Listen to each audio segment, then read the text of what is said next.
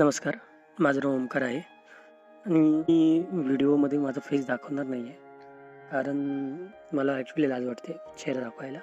त्याच्यामुळे मी ब्लॉगमध्ये चेहरा दाखवणार नाही आहे. माझा पहिला ब्लॉग आहे हा, जो मी आज क्रिएट करतोय. आज दिनांक 6 डिसेंबर 2023. मी माझा पहिला जॉब ॲज अ सेल्समध्ये केला आहे, कपड्याच्या दुकानात.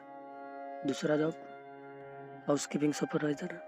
तिसरा जॉब ऑफिस असिस्टंट. चौथा जॉब मीटर रीडर. पाचवा जॉब काय होता माझा, इलेक्ट्रिशियन. आणि मी ते म्हणजे माझं पॅशन आहे ते. मी कधी काम भेटलं तर मी ते करतो. आणि 6वा ट्रेडर. माझ्या ट्रेडिंग जर्नीची सुरुवात खूप विचित्र प्रकारे झाली. कारण मी कोणाचं बघून किंवा कोणी सांगितलं आहे म्हणून मी ट्रेडिंगला सुरुवात केली नव्हती, किंवा मी कोणाचं बघून केले अशातली गोष्ट नाही. आणि ॲक्च्युली ट्रेडिंग असते हे मला लॉकडाऊन म्हणजे माहिती होतं पहिल्यापासून, पण ती कशी केली जाते, कशी नाही केली जाते, त्याविषयी मला एवढी काही माहिती नव्हती. मी रीडर म्हणून लॉकडाऊनपर्यंत काम केलं. लॉकडाऊनच्या नंतर मला बोलवलं जॉबसाठी, पण थोडं भीतीचं वातावरण होतं म्हणून मी त्या कामाला गेलो नाही. अशातली गोष्ट नाही आहे, कारण मला लचक लागली होती ट्रेडिंगची. लॉकडाऊनमध्ये मी ओपन केलं होतं. त्याच्यामध्ये काय झालं होतं, लॉकडाऊनमध्ये सर्व स्टॉक्स वगैरे सगळे फॉल झाले होते, म्हणजे पडले होते सगळे, बरोबर. त्याच्यामुळे मार्केटमध्ये लिक्विडिटी अजिबात नव्हती. आणि जेव्हा मी ट्रेडिंगला सुरुवात केली तेव्हा लिक्विडिटी यायला सुरुवात झाली होती मार्केटमध्ये, ठीक आहे. तर ट्रेडिंग सुरू झाली माझी. मी सुरुवातीच्या वर्षभरात चांगलं प्रॉफिट केलं. म्हणजे सांगू शकत नाही किती केलं, काय केलं. प्रॉफिट म्हणजे मिनिमम कॅपिटलवर चांगला लॉस प्रॉफिट होत होता. एका दिवसाला 3,000, 4,000, 4,000 रुपये, 5,000 रुपयावर येत होते, आणि ते पण स्टॉक्समध्ये. माझ्यासाठी खूप मोठी गोष्ट होती.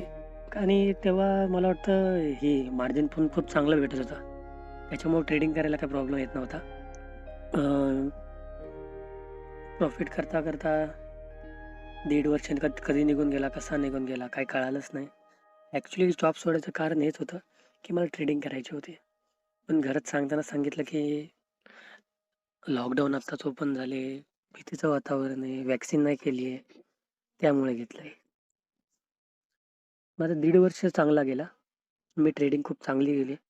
त्यानंतर मी पुण्याला शिफ्ट झालो. पुण्याला शिफ्ट झाल्याच्या नंतर माझ्याकडे तेव्हा कॅपिटल राहिलं नव्हतं ॲक्च्युली ट्रेडिंग करायला. तर मी चुलत भाऊ आहे, त्याच्या पाण्याच्या धंद्यामध्ये मी काम केलं होतं. काहीतरी 4 महिने केलं. चांगले कस्टमर जमा केले. धंदा केला. पण त्याच्यामध्ये पण असं झालं की त्यांनी पैसेच दिले नाहीत.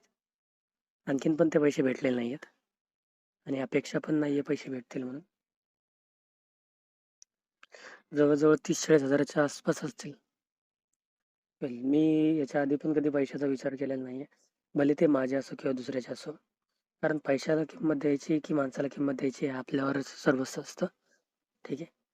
असे बरेच पैसे जे असे सोडून दिलेले आहेत मी. पण आता जेव्हा माझ्यावर बर्डन आहे, तेव्हा मला कळतं पैशाची किंमत. पण मी तरी कोणाकडून आणखीन मागितलेले नाहीत, की माझे पैसे दे माझे म्हणून मला म्हणून.